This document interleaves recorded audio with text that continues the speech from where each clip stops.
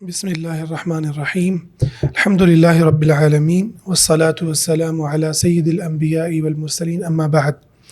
ریاض الصالحین کا باب الصبر ہے، جس کا آغاز امام نووی رحمہ اللہ قرآن مجید کی آیات سے کرتے ہیں، اور شیخ احمد السید یہاں ایک بڑا خوبصورت نقطہ اٹھاتے ہیں کہ طالب علم کا دین کو لینے میں اس ترتیب کے ساتھ جڑنا کہ پہلے وہ قرآن مجید کے سے دلیل کو لے، قرآن مجید سے ہدایت لے، پھر اس کے بعد نبی صلی اللہ علیہ وسلم کی احادیث سے، اور پھر اس کے بعد سلف صالحین کے اقوال سے، اور پھر ائمہ اور ان کے علماء کے جو آراء ہیں ان کو دیکھے۔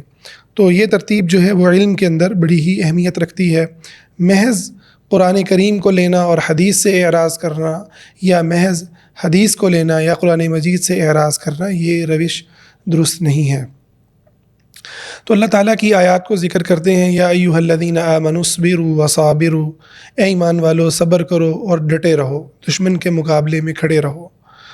اور اسی طرح فرمایا وَلَنَبْلُوَنَّكُمْ بِشَيْءٍ مِّنَ الْخَوْفِ وَالْجُوعِ وَنَقْصٍ مِّنَ الْأَمْوَالِ وَالْأَنفُسِ وَالثَّمَرَاتِ، ہم تمہیں ضرور آزمائیں گے کن کن چیزوں سے؟ خوف سے، بھوک سے، اموال کی کمی سے، اور جانوں کی اور پھلوں کی۔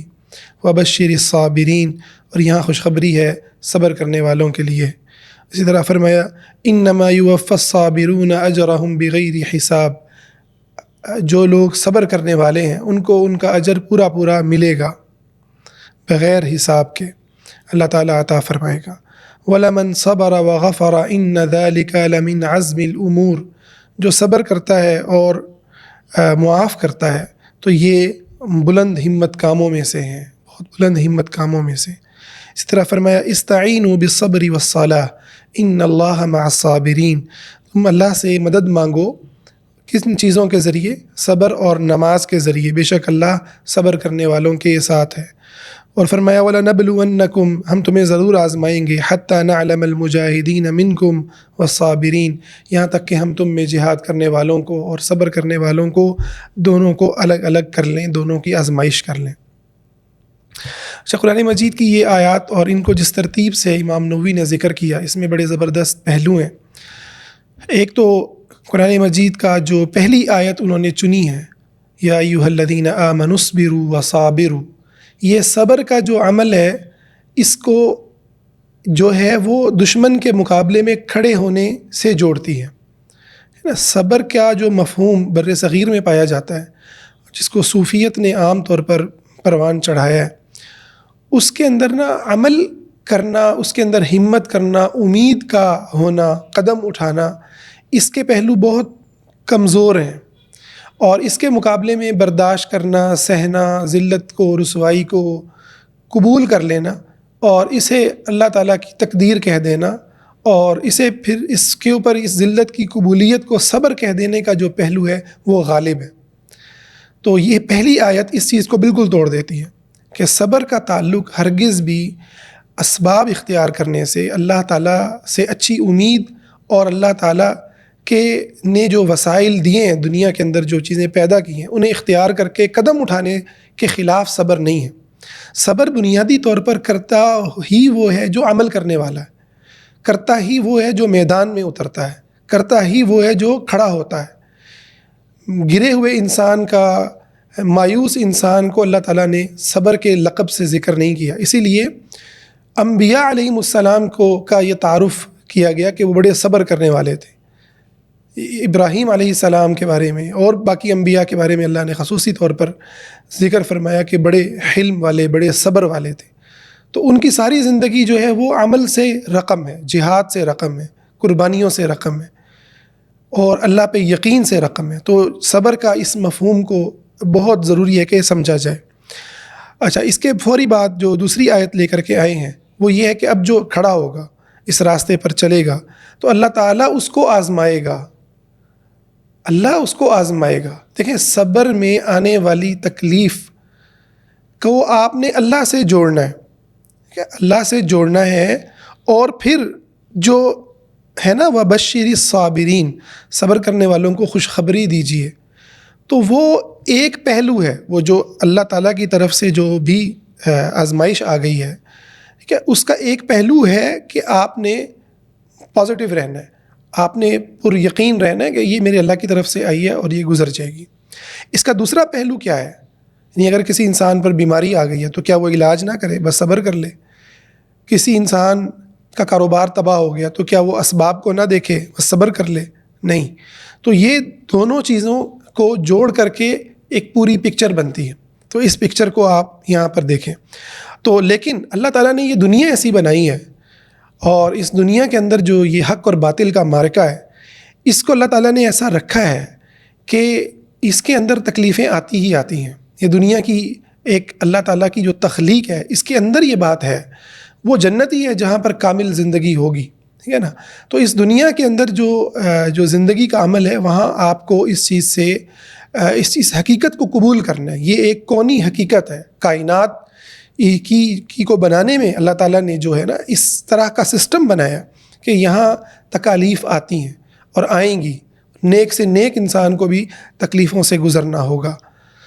تو اور اس کی حکمتیں, اور وہ حکمتیں یہی ہیں کہ آپ جتنا زیادہ تکلیف اٹھاتے ہیں, تکلیف سے گزرتے ہیں, اتنا آپ کو پتہ چلتا ہے. یہیں ساتھ آپ کام کر رہے ہیں. ایک تو وہ ہے نا جو جس میں آپ گر گئے ہیں اور بس آپ کہتے ہیں یار اب تو کچھ بھی نہیں ہو سکتا, اب تو مرنا ہی ہے, اب تو بس تباہی ہے, ٹھیک ہے نا. وہ تو کفر کہا گیا. لا تقنطوا من رحمت اللہ, اللہ کی رحمت سے نا امید نہ ہو. اللہ کی رحمت سے کون نا امید ہوتے ہیں؟ انہ لا ییأس من روح اللہ الا القوم الکافرون, سوائے کافروں کے اور کوئی بھی نہیں ہوتا. ٹھیک ہے. تو اب کیا ہوگا کہ جب آپ اس تکلیف سے گزریں گے تو آپ کو اپنی کمزوریاں سمجھ میں آئیں گی, آپ کو وہ جگہ سمجھ میں آئے گی جہاں سے جس کی وجہ سے وہ ایمانی بھی ہو سکتی ہیں, وہ دنیاوی بھی ہو سکتی ہیں, اسباب کے اعتبار سے بھی ہو سکتی ہیں. جیسے جنگ احد میں ہوا کہ صحابہ نے وہ جگہ چھوڑ دی. اب یہ ایک دنیاوی امر تھا اور اس کا دوسرے لحاظ سے دینی امر بھی تھا, ٹھیک ہے. تو وہ ایک اسٹریٹجک جگہ تھی, اس کو چھوڑا تو تکلیف آئی. اور دوسرا ایمانی کمزوریوں کی وجہ سے بھی, گناہوں کی وجہ سے بھی انسان تکلیفوں کا سامنا کرتا ہے. تو اس میں بھی اللہ تعالیٰ اس کو بلند درجات کی طرف لے کر کے جاتے ہیں, اس کو سبق سکھاتے ہیں. تو یہ پیوریفائی کرنے کا پورا ایک عمل ہے. اس کے بعد فرمایا کہ اللہ تعالیٰ جو صبر کرنے والے ہیں نا, ان کو پورا حساب دیتا ہے, پورا بدلہ دیتا ہے.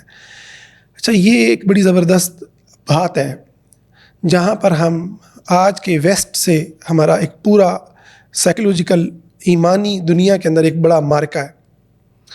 دیکھیں, وہاں آخرت پر ایمان نہیں ہے, وہاں خدا تعالیٰ کی ذات پر ایسا ایمان نہیں ہے کہ وہ خدا ہماری زندگیوں کے اندر ہر لمحے موجود ہے. ہر لمحہ وہ صرف موجود نہیں ہے بلکہ ایکٹیو رول پلے کر رہا ہے, بلکہ اسی کا ہی کمال ہے اور اسی کا ہی جمال ہے اور اسی کا ہی جلال ہے, اسی کی عطا ہے, اسی کا کرم ہے, اسی کا فضل ہے. جو کچھ ہو رہا ہے وہ اسی کے اذن سے ہو رہا ہے, اسی کے حکم سے ہو رہا ہے, اسی کی پرمیشن سے ہو رہا ہے, اسی کی پلاننگ سے ہو رہا ہے. پتہ بھی نہیں ہلتا اس کی پلاننگ کے بغیر. یہ جو ایمانی بنیاد ہے نا, یہ انسان کو یہ تکلیف کے اوپر جو ایک مومن اس کو سہ لیتا ہے.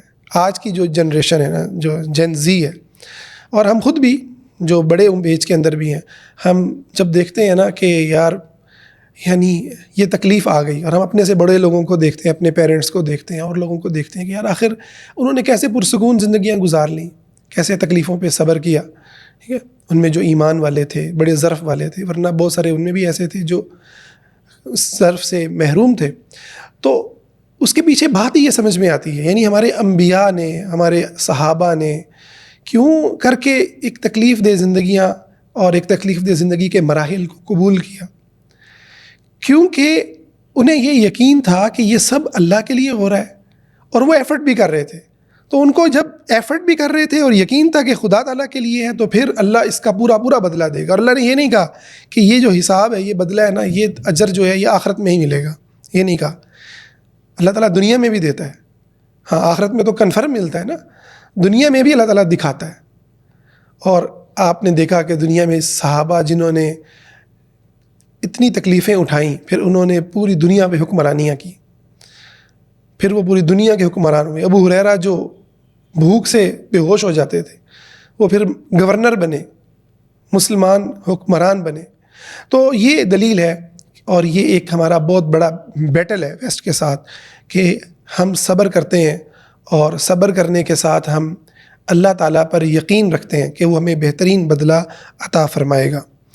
اچھا، اس کے بعد فرمایا وَلَمَنْ صَبَرَ وَغَفَرَ إِنَّ ذَلِكَ لَمِنْ عَزْمِ الْأُمُورِ، جو صبر کرے گا اور معاف کرے گا تو یہ بڑی چوٹی کے اعمال ہیں، یہ بڑی گہری بات ہے جو خاص طور پر بر صغیر کے اس کلچر کے حوالے سے ہمیں سمجھنے کی ضرورت ہے۔ دیکھیں، اللہ تعالیٰ نے کچھ چیزوں کو قرآن مجید میں چوٹی کا عمل کہا ہے، کچھ چیزوں کو اللہ تعالیٰ نے بڑے خاص لوگوں کے لیے اس کو ذکر کیا ہے، ایک خاص جگہ پر پہنچے ہوئے لوگ یہ کرتے ہیں، ٹھیک ہے۔ کچھ اعمال ہیں جن کو نفل کہا گیا ہے، جن کے کرنے کے کو پہ بڑی اجر اور ثواب کی خبریں دی گئی اور نہ کرنے پر کوئی عذاب کی خبریں نہیں دی گئیں، کیونکہ اللہ تعالیٰ جانتے ہیں کہ انسان مختلف زمانوں میں ان کی مختلف ایمانی کیفیات ہو سکتی ہیں، مختلف بیک گراؤنڈ کے لوگ، وہ مختلف طرح کے ان کے لیے اعمال آسان ہوتے ہیں، ٹھیک ہے، اور انسان جو ہے وہ مختلف زندگی کے مراحل سے گزرتا ہے، ڈیفرنٹ فیز جو ہے اس کو فیس کر رہا ہوتا ہے، اس میں سے سچویشنز میں سے گزر رہا ہوتا ہے، تو ان ساروں کو آپ ایک سٹینڈرڈ پہ نہیں رکھ سکتے۔ ہمارے ہاں تربیت کے نام پہ یہ جو سب سے مطالبہ ہوتا ہے کہ آپ معاف کریں اور آپ صبر کریں، یہ بالکل غلط مطالبہ ہے، ٹھیک ہے۔ یعنی اس کو اللہ نے اگر لمن عزم الامور کہا ہے کہ بڑے بلند پہنچی ہوئی جو انسان ہوگا، جگہ پر ہوگا، تو اس کا مطلب یہ ہے کہ آپ ایک انسان جو ابھی ایمان کے اس لیول پر نہیں ہے، جو اپنی سائیکولوجیکل ہیلتھ میں اس جگہ پر نہیں ہے، ٹھیک ہے، تو ممکن ہے ایمان میں ہو مگر ذہنی طور پر یا نفسیاتی اعتبار سے وہ اس جگہ پر نہ ہو، اس کے لیے یہ ممکن نہ ہو، تو آپ ہر ایک کو ایک جگہ پر نہیں لے کر کے جائیں گے۔ ایک پوائنٹ تو یہ ہے۔ دوسرا یہ ہے کہ یہ جو بڑے ظرف کے کام ہیں معاف کرنا، ٹھیک ہے، اسی لیے اللہ تعالیٰ نے دیکھیں قصاص کا حکم بھی رکھا ہے، ٹھیک ہے، تو قصاص کا حکم جب رکھا، بدلہ لینا، تو فرمایا وَلَكُمْ فِي الْقِصَاصِ حَيَاةٌ يَا أُولِي الْأَلْبَابِ، اس میں زندگی ہے، کیونکہ بسا اوقات بدلہ لینا، معاف نہ کرنا، سزا دینا، یہ من عزم الامور ہو جاتا ہے، ٹھیک ہے، بعض سچویشنز کے اندر جب دوسرا انسان کرمینل بن جائے، جب دوسرا انسان جو ہے وہ ظلم کے اوپر ڈھیٹ ہو جائے،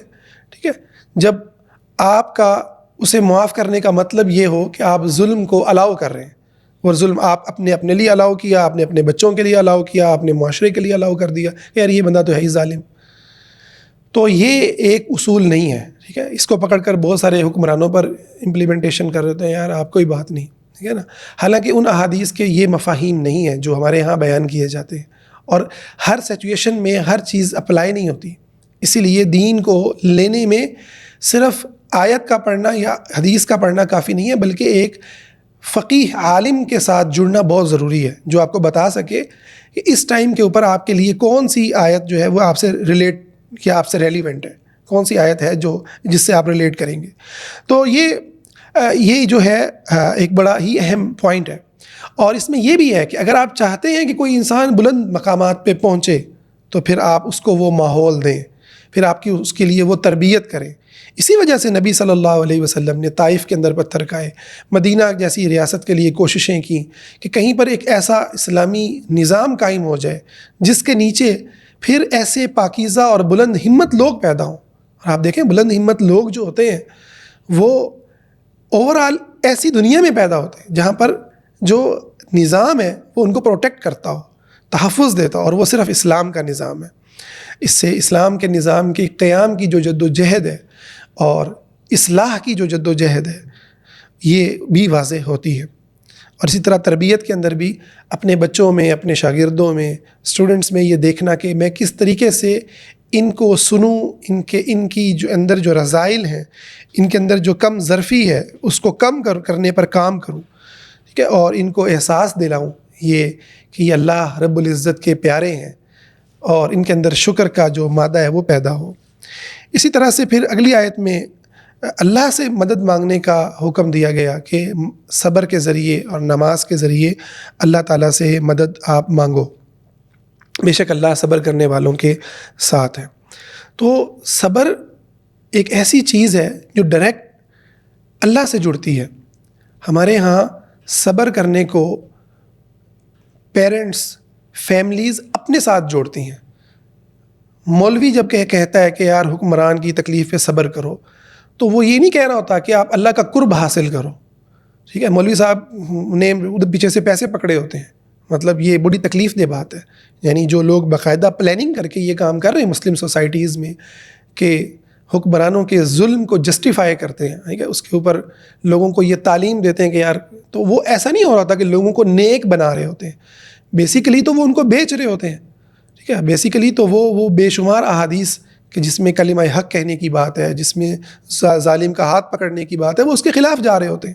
ٹھیک ہے، اور وہ نام اس طرح کی احادیث کا لے رہے ہوتے ہیں، اور یہی کام ہمارے گھروں میں ہو رہا ہوتا ہے. صبر کرنے آپ کیوں صبر کریں؟ آپ صبر اس لیے کریں تاکہ گھر کا جو بھی سسٹم ہے یار وہ مطلب جو ہے نا ڈسٹرب نہ ہو. ٹھیک ہے، کوئی ناراض نہ ہو. ٹھیک ہے، کوئی ناراض نہ ہو. ہاں، ظلم ہوتا رہے، آپ کو ماریں پڑتی رہیں، بے عزتیں ہوتی رہیں، آپ کے اوپر تبصرے ہوتے رہیں، آپ کے رنگ پر باتیں ہوتی رہیں، آپ کے فیوچر پر ماں باپ باتیں کرتے رہیں. ٹھیک ہے، کیا کرے گی، کیسے ہوگا، ناک کٹوائے گی، وغیرہ وغیرہ جو بھی ہے. طلاق ہو گئی ہے تو 50 باتیں آپ سنتے رہیں، چپ کر کے بیٹھے رہیں. ٹھیک ہے نا، خاوند بیوی کو برداشت کرے، بیوی خاوند کو برداشت کرے، ہر ایک دوسرے کو برداشت کریں. اللہ سے یہ عمل نہیں جوڑا جاتا. ٹھیک ہے، یہ جوڑا جاتا ہے انسانوں سے، انسانی مفادات سے. مجھے اس کا انکار نہیں ہے، اس سے انکار نہیں ہے کہ صبر کے جو ہیں بہت سارے اور فائدے بھی ہوتے ہیں. لیکن یہ آیت آپ کو بتاتی ہے کہ بیسیکلی صبر جو ہے نا یہ اللہ تعالیٰ کی عبادت ہے. ٹھیک ہے، یہ اللہ تعالیٰ کی عبادت ہے اور یہ اللہ سے مدد مانگنے کا راستہ ہے. سبحان اللہ. یعنی صبر ذلت کو قبول کرنے کا نام نہیں ہے، بلکہ مدد آپ کس چیز کے لیے مانگتے ہیں؟ آگے بڑھنے کے لیے. مدد ہم اسی لیے مانگتے ہیں نا، کسی سے مدد مانگتے ہیں تاکہ ہم کیا کریں؟ ہم آگے بڑھیں، ہم جو تکلیف دے رہی ہے چیز اس کو ختم کر دیں، ہم جو اچھائی ہے اس کو ہم حاصل کر لیں. تو صبر جو ہے وہ ٹول ہے گرو کرنے کا، اور ہمارے ہاں صبر کو ٹول بنایا جاتا ہے ڈسٹرائے کرنے کا، تباہ ہونے کا. یہ بہت بڑا فرق ہے جس کو سمجھنے کی ضرورت ہے، جس پر بیٹھ کر جو ہے نا ریئلائزیشن کی ضرورت ہے کہ ہم صبر کا کیا استعمال کرتے ہیں. تو 2 باتوں کو ذکر کیا، دیکھیں، نماز اور صبر. ٹھیک ہے، نماز ایک ایمانی عمل ہے. تکلیف دور کا خدا نماز کا دعا مانگتے ہیں، ٹھیک ہے نا، اے اللہ میری یہ تکلیف دور کر دے. نماز کی دعاؤں میں دنیا و آخرت کی بھلائیاں مانگی گئی ہیں نا. پھر آپ دعا کرتے ہیں، سجدے کی دعا قبول ہوتی ہے، آپ جو ہے دعائے استخارہ کرتے ہیں. ٹھیک ہے، تو اور جو صبر ہے وہ ایک طرح سے کونی حقیقت ہے.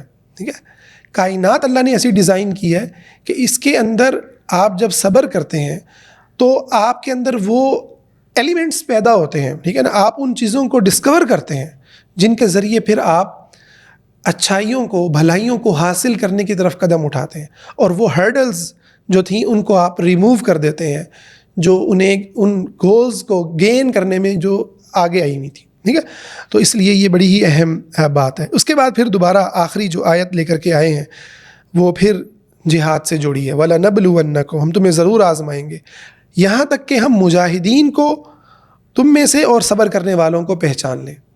تو صبر کا پورا کانسیپٹ جو ہے وہ جہاد سے جڑا ہوا. اور آپ کو پتہ ہے جہاد میں کیا حکم ہے؟ وَأَعِدُّوا لَهُم مَّا اسْتَطَعْتُم مِّن قُوَّةٍ، اپنی طاقت کو تم تیار رکھو. تو یہ بڑی ہی اہم بات ہے کہ آپ اپنی طاقت کو تیار رکھیں تاکہ آپ دشمن کے اوپر فتح پا سکیں. ٹھیک ہے، یہ ایک پہلو ہے. ٹھیک ہے، یہ نہیں کہا گیا کہ بس ایسے ہی بس حاضر ہو جاؤ. ٹھیک ہے نا، جو تمہارے پاس ہے وہ سب کو تیار کرو، اعلیٰ لیول کے اوپر پلاننگ کرو. اس لیے مسلمانوں نے دنیا کے اندر بہت، جب مطلب ان کا عروج تھا تو بہت کچھ بنایا، ویسٹ نے بہت کچھ ہم سے لیا. تو اور دوسری چیز کیا ہے پھر کہ اس کے ساتھ صبر ہے. تو صبر ہمیشہ عمل کے ساتھ جڑا ہوا ہے، اقدام کے ساتھ جڑا ہوا ہے، قدم اٹھانے سے جڑا ہوا ہے.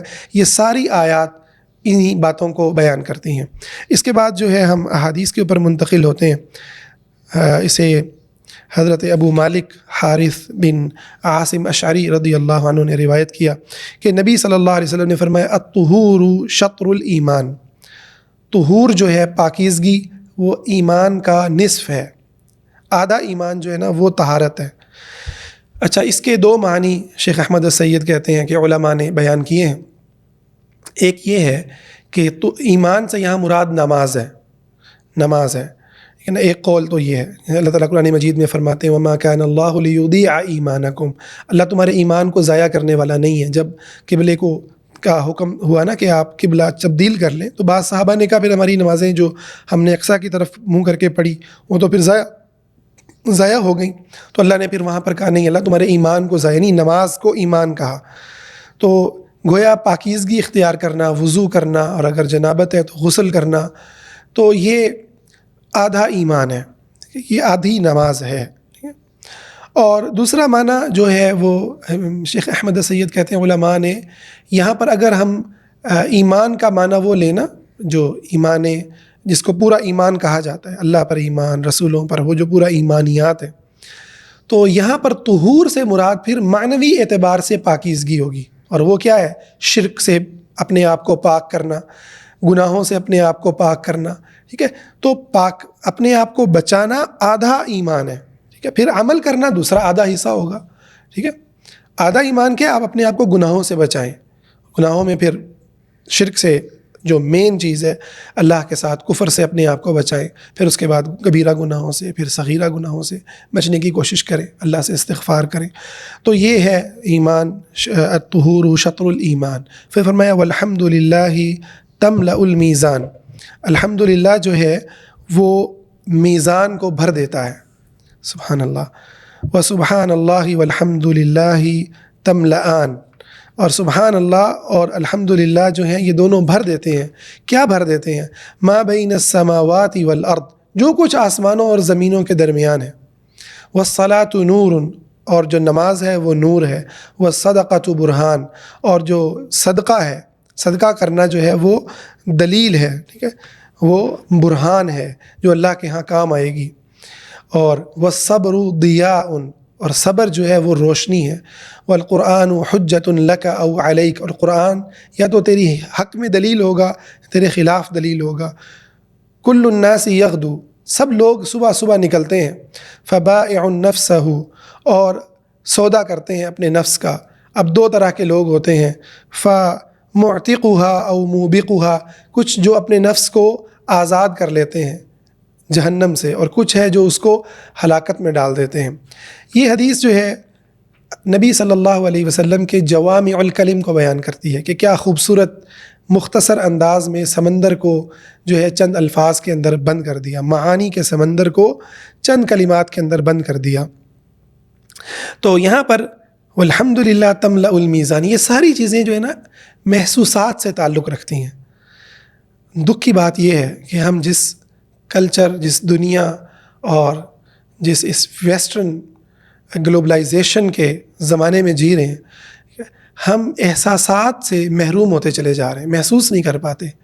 اور خاص کر کے جو دینی ہمارا عمل ہے نا، ٹھیک ہے، جو چیزیں اللہ سے تعلق رکھتی ہیں انہیں تو ہم بالکل ہی محسوس نہیں کرتے. ہاں، ہمارے نبی صلی اللہ علیہ وسلم سے جو چیزیں تعلق رکھتی ہیں، چونکہ آپ بشر تھے نا، آپ انسان تھے، تو ہم ریلیٹ کر لیتے ہیں.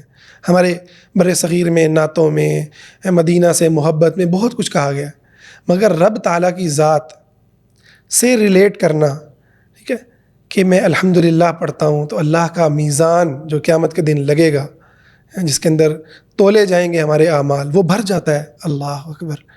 انسان الحمدللہ پڑھے اور یہ سوچ رہا ہو کہ میرے رب کے پاس جو میزان ہے میرا وہ بھر رہا ہے. تو یہ کیا کمال کی مطلب احساسات ہیں نا، کہ نبی یہ بات بتا رہے ہیں اور سچی بات بتا رہے ہیں، اور نبی نے جو لفظ بولے تھے وہ ایز اٹ از ہم تک پہنچے ہیں. سبحان اللہ. یہ مسلم کی روایت، بخاری کی روایت ہے، نہیں مسلم کی روایت ہے.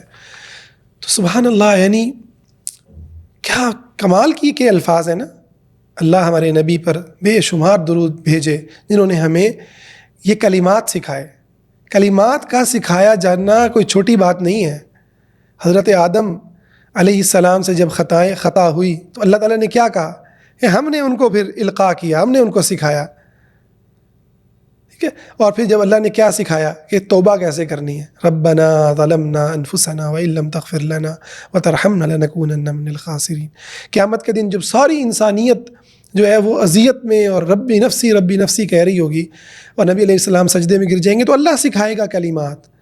تو یہ کلمات جو ہمیں دیے گئے ہیں، آپ سوچیں اس پہ ہمیں اللہ کے شکر کے بعد اپنے نبی سے کتنی محبت ہونی چاہیے، کتنا شکر گزار ہونا چاہیے اپنے نبی کا کہ ہمیں کتنی بڑی بات دے گئے. ایک انسان جو دکھوں میں پڑا ہے نا، دنیا کو دیکھتا ہے یار اس کے پاس لینڈ کروزر ہے، بڑا گھر ہے، صبر کرتا ہے، ٹھیک ہے، سبحان اللہ، وہ یہ لفظ بول دے، وہ یہ لفظ بول لے اور وہ کہے یار میں نے اللہ کے پاس جو میزان تھا نا وہ بھر دیا، اور میزان ہی نہیں، زمین و آسمان کے جو درمیان جو کچھ ہے سب خدا نے بھر دیا ہے، ثواب سے بھر دیا ہے، رحمتوں سے بھر دیا ہے، عطا سے بھر دیا ہے. یہ کیا ہے لینڈ کروزر، یہ کیا ہے، ٹھیک ہے، ہاں میں اس کی بھی خواہش رکھتا ہوں، میں اللہ سے یہ بھی مانگتا ہوں.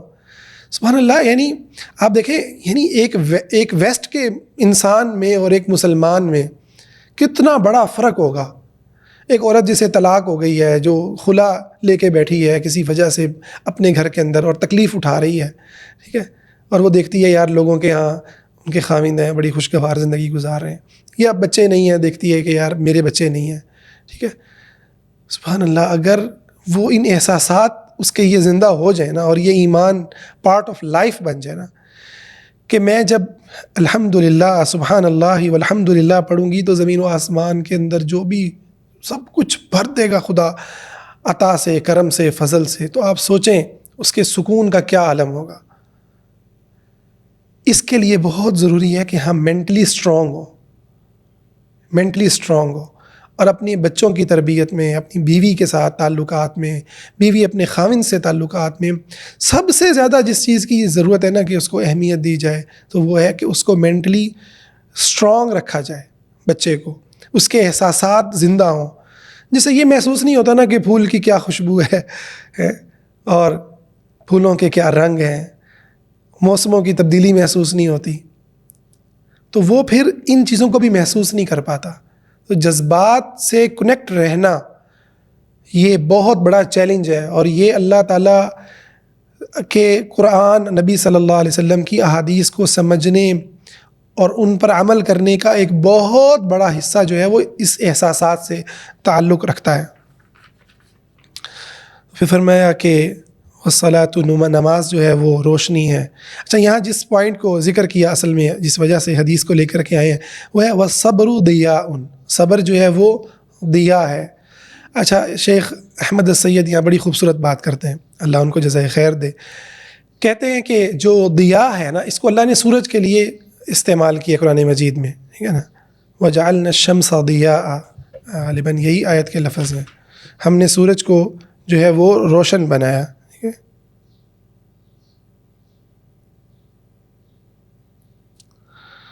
اچھا یہ ہے، ہاں یہ ہے وَهُوَ الَّذِي جَعَلَ الشَّمْسَ ضِيَاءً، اور وہ اللہ وہ ذات ہے جس نے سورج کو ضیاء بنایا. تو وہ کہتے ہیں کہ اس میں نا دو پہلو پائے جاتے ہیں. ایک تو یہ ہے اس میں روشنی ہوتی ہے، نو ڈاؤٹ. دوسری پہلو یہ ہے کہ اس میں جلنے کا عمل بھی ہوتا ہے، تکلیف بھی ہوتی ہے. تو روشنی کے ساتھ تکلیف جڑی ہوئی ہے. تو صبر کرتے ہوئے آپ یہ سوچیں کہ مجھے تکلیف نہ ہو، یہ پاسبل نہیں ہے. تکلیف تو ہوتی ہے، لیکن وہ تکلیف جو ہے نا روشنی بنتی ہے. سبحان اللہ، وہ دنیا کے اندر بھی آپ کو اللہ تعالیٰ روشنی عطا کرتا ہے، اور پل صراط پہ بھی وہ روشنی ملے گی. اس روشنی سے آپ دنیا کی تکلیفوں کو بھی دور کر لیتے ہیں، اور آخرت کی جو اذیتیں ہیں وہ تو کنفرم دور ہوں گی. تو یہ بڑا خوبصورت پوائنٹ ہے کہ سورج کو اللہ تعالیٰ نے ضیاء بنایا.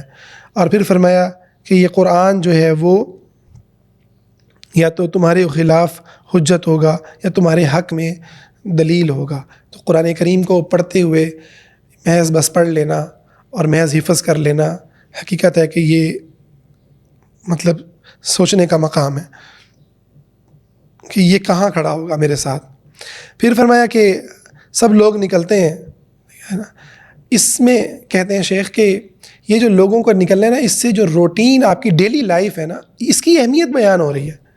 ایسا نہیں ہوتا کہ انسان سوچے یار ایک ٹائم آئے گا اور میں بدل جاؤں گا، ایک ٹائم آئے گا میں اچھے کام کروں گا. بھائی آپ روز اپنی زندگی جی رہے ہو، یہ وہی ٹائم ہے جس میں آپ نے بدلنا ہے. یا اس میں آپ اچھا کام کر رہے ہو یا اس میں آپ برا کر رہے ہو، یا اس میں اپنی آخرت سنوار رہے ہو یا آخرت کو خراب کر رہے ہو. تو یہ بڑا ضروری ہے کہ آپ اپنی روزانہ کی زندگی کو دیکھیں جو اس حدیث کے اندر بیان ہوا. اس سے اگلی حدیث جو ہیں اس کے راوی ابو سعید خدری ہیں رضی اللہ عنہ. وہ کہتے ہیں کہ انصار کے کچھ لوگوں نے آپ صلی اللہ علیہ وسلم سے سوال کیا ہمیں کچھ دیں، آپ نے انہیں عطا کیا. تو اتنا عطا کیا حتی نفد ما عنده، یہاں تک کہ وہ سب ختم ہو گیا جو آپ کے پاس تھا. فقال لهم حين انفق كل شيء بيده، جب آپ کے ہاتھ میں جو کچھ تھا سب دے دیا، پھر فرمایا ما یکن عندی من خیر، میرے پاس جو بھی بھلائی کی اچھائی کی چیز ہوگی میں اسے ذخیرہ نہیں کرتا، فلن ادخرہ عنکم، کہ تمہیں محروم کر کے میں اس کو اپنے پاس جمع نہیں کرتا۔ پھر فرمایا ومن یستعفف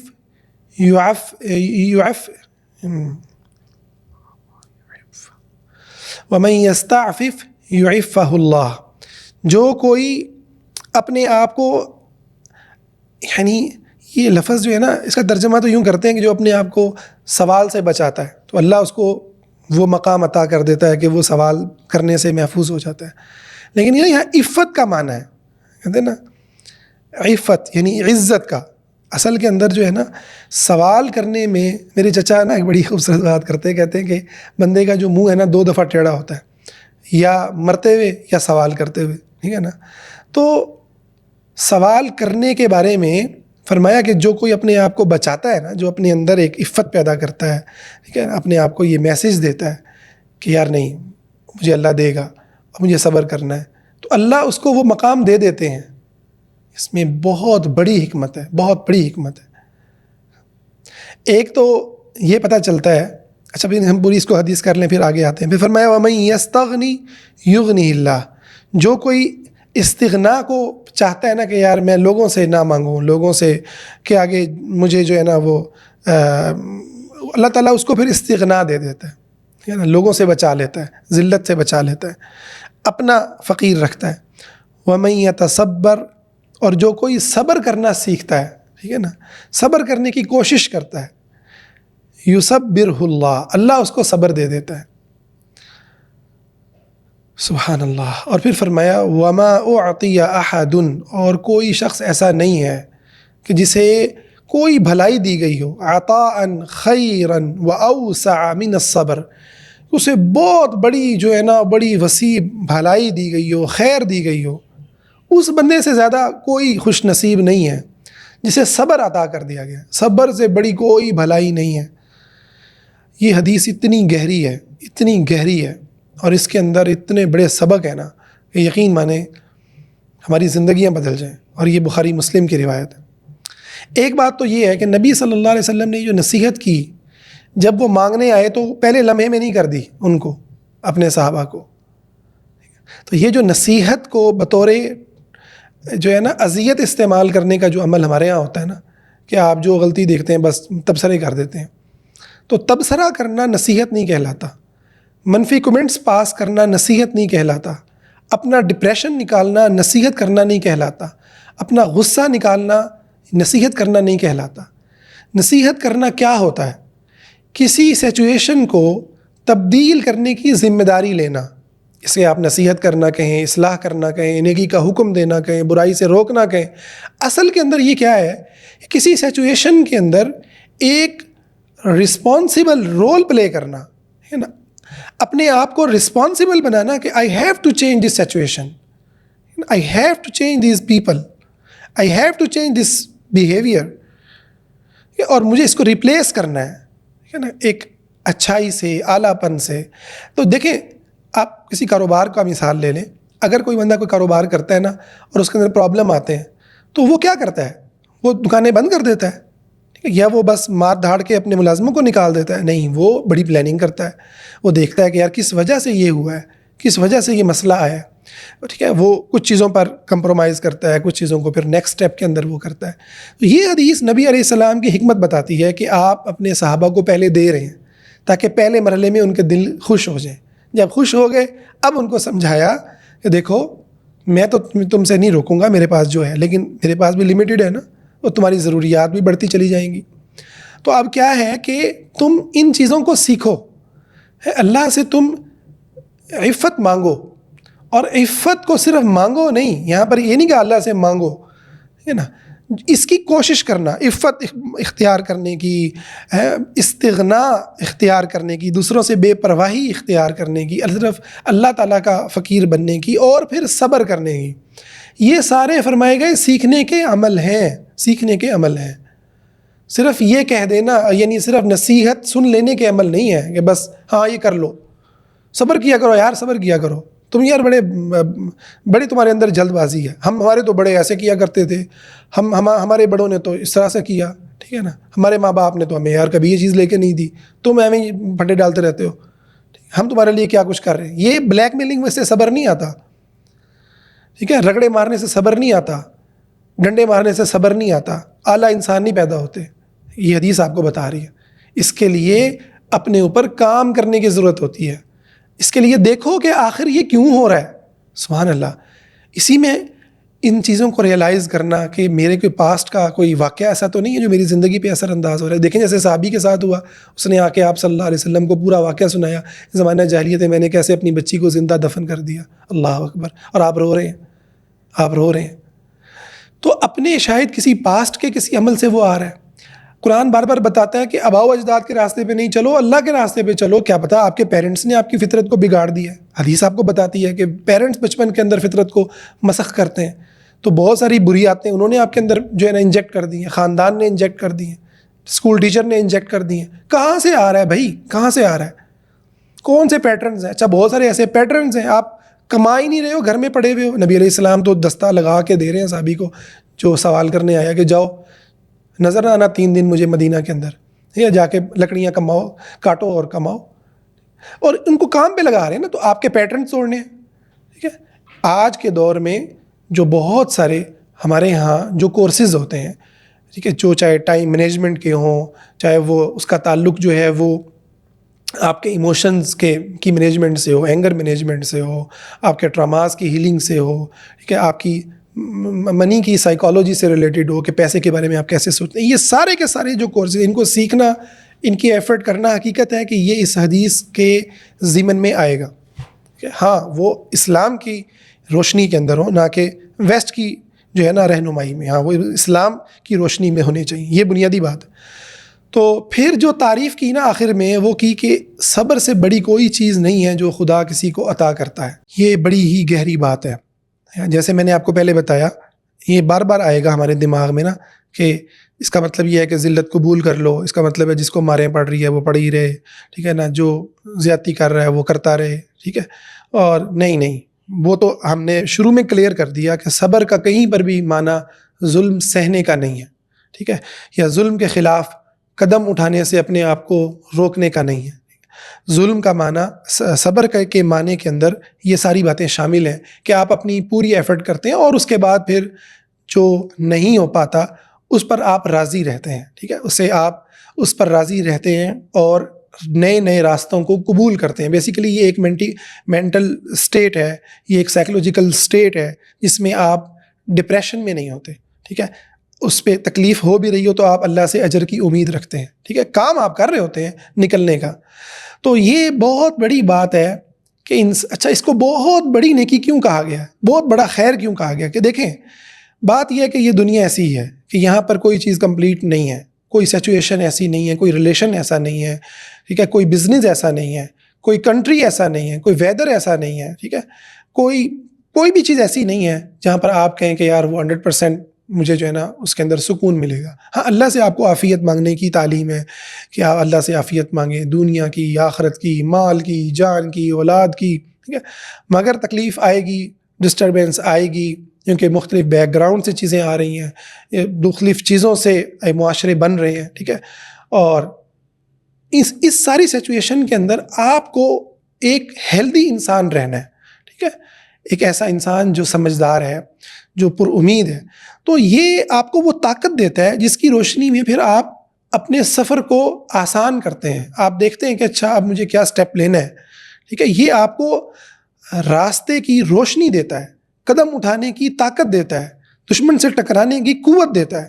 اور اس کا سب سے بڑا اگر آپ نے سبق لینا ہو تو اہل غزہ ہیں۔ دیکھیں آج کے دور میں وہ کس سچویشن میں رہ رہے ہیں اور کتنا صبر کر رہے ہیں، اور اس کے ساتھ کتنا بڑا عمل انہوں نے کھڑا کیا ہے۔ تو یہ بہت بڑی حدیث ہے، اللہ تعالی ہمیں توفیق دے کہ ہم اس حدیث پر عمل کر سکیں۔ اس سے اگلی حدیث حضرت صہیب بن سنان کی ہے، سنان رضی اللہ عنہ کی، کہ نبی علیہ الصلوۃ والسلام فرماتے ہیں عجباً لامر المؤمن، مومن کا معاملہ بڑا عجیب ہے۔ آپ تعجب کرتے ہیں، سبحان اللہ، کیا خوش نصیب ہے مومن۔ ان امرہ کلہ لہ خیر، اس کے سارا معاملہ جو ہے نا اس کے لیے خیر ہی خیر کے اوپر کھڑا ہے۔ اس سے بڑی پازیٹیو کیا چیز ہوگی، ہے نا؟ آج جو ہے نا یہ یوگا کرنے والے اور مطلب یہ ساری آپ کو بدھسٹ اور یہ وغیرہ وغیرہ، یوگا کی ایکسرسائز سے ہمیں کوئی اختلاف نہیں ہے، لیکن مطلب تو اسی بیک گراؤنڈ سے رہا ہے نا، اسی فلاسفی سے وہ آپ کے اندر یہ پیدا کر رہے ہوتے ہیں کہ یار جو ہے نا سب اچھا ہے، ٹھیک ہے؟ تو یہ باتیں ہمارے نبی نے کی ہوئی ہیں صلی اللہ علیہ وسلم، اور آپ نے بریتھ ورک کرنا ہے آپ ضرور کریں، لیکن ہدایت اور رہنمائی کسی شنکر کی نہیں چلے گی، ٹھیک ہے؟ کسی فرائڈ کی نہیں چلے گی، ہدایت اور رہنمائی چلے گی تو پیارے آقا محمد مصطفیٰ صلی اللہ علیہ وسلم کی چلے گی۔ اور کیا بات ہے اور کیا کمال ہے، ٹھیک ہے؟ شنکر بولتا ہے تو بندہ کہتا ہے یار اپنی دماغ سے بول رہا ہے، ہمارے نبی بولتے ہیں تو خدا کی وحی اور خدا کی بات ہے جو آپ بیان کر رہے ہیں، کیا کمال ہے اور کیا فرق ہے، ٹھیک ہے؟ تو فرمایا کہ مومن کا معاملہ تو بڑا ہی اچھا ہے۔ کیسے اچھا ہے کہ اگر اسے خوشی پہنچتی ہے تو وہ شکر کرتا ہے، اور اگر اس کو جو ہے اب شکر کرتا ہے تو اس کے لیے خیر بن جاتی ہے، اور اسے تکلیف پہنچتی ہے تو صبر کرتا ہے، یہ بھی اس کے لیے خیر بن جاتی ہے۔ خیر کیسے بنتی ہے؟ دیکھیں پھر ذہن میں یہ آئے گا کہ ہمیں آخرت میں اجر ملے گا، نہیں، صرف آخرت کا اجر نہیں ہے، خیر ایسے بنتی ہے کہ اس سے آپ کو ایک انرجی ملتی ہے، جس انرجی کی روشنی میں آپ ان تکالیف کو دور کرتے ہیں۔ نبی علیہ السلام نے طائف میں صبر کیا، سمجھیں اس بات کو، آپ نے طائف میں صبر کیا، مدینہ میں صبر کیا، تو اس سے کیا ہوا؟ آپ وہیں پڑے رہ گئے، یا آپ کو مدینہ مل گیا، آپ نے ہجرت کی، پھر آپ نے بدر کی، پھر احد کیا، پھر خیبر ہوا، پھر مکہ فتح ہوا، پھر سارا عالم اسلام جو ہے نا وہ صحابہ کے پاس آ گیا، اور پھر اتنا مال آیا کہ زکوٰۃ لینے والا کوئی نہیں تھا۔ سبحان اللہ۔ تو صبر کا معنی ذلت کو قبول کرنا نہیں ہے نا، ذلت کو قبول کرنا نہیں ہے۔ یہ بات بڑی اہم ہے، چاہے آپ اس کو امت کے لیول پہ سمجھیں، سوسائٹی کے لیول پہ سمجھیں، ایک پرسنالٹی کے لیول پہ سمجھیں، ہر لیول پہ اس بات کو سمجھنا ہے۔ ہاں، جہاں جو شہید ہو گئے اس راستے میں، جو قربان ہو گئے، جو زخم لگ گئے، جو زندگی کے اندر حادثات ہو گئے، ٹھیک ہے، ہاں اس پہ بھی آپ اللہ سے اجر کی امید رکھتے ہیں۔ اس سے بڑی کوئی تھیراپی نہیں ہے نا، کہ یار اس راستے میں میرے ساتھ جو کچھ ہوا، ٹھیک ہے، اس پر مجھے میرا رب بھر بھر کے دے گا، بھر بھر کے دے گا، دنیا میں بھی دے گا، آخرت میں بھی دے گا۔ اس سے بڑی کیا مطلب ہے کہ تھیراپی ہوگی، ٹھیک ہے؟ تو صبر کا جو عمل ہے وہ تھراپیٹیکل ہے، پورے کا پورا، ٹھیک ہے نا، وہ آپ کو آپ کے اوپر مرہم بھی رکھتا ہے اور آپ کو کھڑا بھی کرتا ہے۔ اس سے اگلی حدیث حضرت انس رضی اللہ عنہ کی ہے، اللہ اکبر۔ کہتے ہیں کہ جب نبی علیہ الصلاۃ والسلام زیادہ بیمار ہو گئے اور تکلیف نے، بے چینی نے آپ کو ڈھانپ لیا، فقالت فاطمہ رضی اللہ عنہ، حضرت فاطمہ فرمانے لگی، وا کرب اباتا، ہائے ابا جان کی تکلیف۔ ان کے منہ سے یہ لفظ نکلے تو آپ نے فرمایا، لیس علی ابی کا کرب بعد اليوم، آج کے بعد تیرے باپ کو کبھی کوئی تکلیف نہیں آئے گی۔ سبحان اللہ، سبحان اللہ، صلی اللہ علیہ وسلم۔ اے نبی علیہ الصلاۃ والسلام نے اگر یہ بات صرف اپنے لیے کی ہوتی نا تو ہم کہتے یار نبی تو نبی تھے، کتنے پیارے نبی تھے جو اپنی امت کو خوشخبریاں دے گئے کہ حوض کوثر پہ تم مجھے ملو گے، اپنی امت کو خوشخبریاں دے گئے، قبر میں تمہیں سورۃ الملک تمہیں بچانے کے لیے عذاب قبر سے آئے گی، تمہارے نیک اعمال تمہارے ساتھی بنیں گے، جنت کے دروازے کھلیں گے، تمہاری آنکھوں سے اللہ کے ڈر سے بہنے والے آنسو کے بعد تمہیں آگ نہیں چھوئے گی، تمہیں جہنم کی آواز بھی نہیں آئے گی، تم پل صراط سے گزرو گے تو نور ہوگا، نورہم یسعی بین ایدیہم و بایمانہم یقولون ربنا اتمم لنا نورنا، نور تمہیں ڈھانپے ہوئے ہوگا، میں تمہارے ساتھ ہوں گا، تمہارے لیے شفاعت کروں گا، تم میں سے کوئی گر بھی گیا جہنم میں اپنے گناہوں کی وجہ سے تو میری شفاعت سے نکلے گا، میری شفاعت سے نکلے گا، آخر کار جنت پہنچو گے، آخر کار جنت پہنچو گے۔ نیک اعمال کرنا، جتنے نیک اعمال کرو گے، جتنی کوشش کرو گے، جتنی دین کو قائم کرنے کی ایفرٹ کرو گے، اتنا رب تعالیٰ تمہارے لیے راستے کھولتا چلا جائے گا۔ سبحان اللہ۔ یعنی نبی علیہ السلام نے اس کیفیت میں جو بات اپنے لیے بیان کی، آپ کی ساری تعلیمات وہ اس امت کو بھی خوشخبریاں دے رہی ہیں۔ وہ ہمارے جانے کے بعد ہماری بیٹیوں کو بھی خوشخبریاں دے رہی ہیں، ہماری اولادوں کو بھی خوشخبریاں دے رہی ہیں، ہمیں بھی سکون دے رہی ہیں۔ ہمارے نبی جہاں گئے وہ اندھیر نگری نہیں ہے۔ آج کے مولوی نے قبر سے جو ڈرایا ہے نا، اور صرف ڈرایا ہے نا، قبر کا دماغ میں آتے ہی کیا آتا ہے؟ بچھوؤں کا گھر، سانپ کا گھر، قبر کا مطلب وحشت کا گھر، کھانے کو دوڑ رہی ہے قبر، دبا رہی ہے قبر، یہ کر رہی ہے۔ بھائی یار رحم کرو، بشیرا و نذیرا، پہلے بشارت بھی تو دو نا، قبر جنت کی جگہ، اول منازل الجنہ، تو قبر میں لحاف جنت کا، قبر میں اوڑھنا جنت کا، قبر میں کھڑکی جنت کی، قبر میں نم کا نومت العروس، دلہن کی طرح سو جا، شہزادے کی طرح سو جا۔ سبحان اللہ۔ تو قبر اللہ تعالیٰ سے ملاقات ہے۔ اللہ تعالیٰ جو محبت کرنے والا رحمان رحیم ہے، اس سے ملاقات ہے۔ یہ موت جو ہے نا، اس سے ملاقات کے لمحے ہیں۔ تو موت کی سختیوں کو جب یاد کرے انسان، تو ڈپریشن میں نہ جائے، کفر میں نہ جائے، بھاگے نہ، ہے نا، مایوسی میں نہ جائے، میرا کیا بنے گا، پر امید ہو میرا بنے گا، میرا ہے نا اللہ، میرا اللہ ہے نا جو ماؤں سے زیادہ پیار کرتا ہے، وہ نہیں بچائے گا مجھے قبر کے عذاب سے، موت کی سختیوں میں ساتھی نہیں بنے گا، بنے گا نا۔ اس اللہ کو دوست بنانے کی ضرورت ہے، اس اللہ کے لیے جینے مرنے کی ضرورت ہے، اس اللہ کے دین کے لیے قربانیاں دینے کی ضرورت ہے، اس کی امت جو آج غزہ میں کٹ رہی ہے ان کے لیے آواز اٹھانے کی ضرورت ہے، ان کے ساتھ تعاون کرنے کی ضرورت ہے۔ تو سبحان اللہ، اللہ تمہارے ساتھ ہوگا۔ تو نبی علیہ السلام کی جب یہ کیفیت ہوئی اور آپ وفات پا گئے، اس کے بعد تو فرمانے لگیں یا ابتا اجاب ربا دعا، اے ابا آپ کو رب نے بلایا تو آپ نے اپنے رب کی دعا پہ لبیک کہا۔ یا ابتا ہے، ہائے ابا، جنت الفردوس مأواہ، آپ کا مقام تو جنت الفردوس ہے۔ یا ابتا، ہائے ابا، الی جبریل ننعا، ہم جبریل کو آپ کی وفات کی خبر دیتے ہیں۔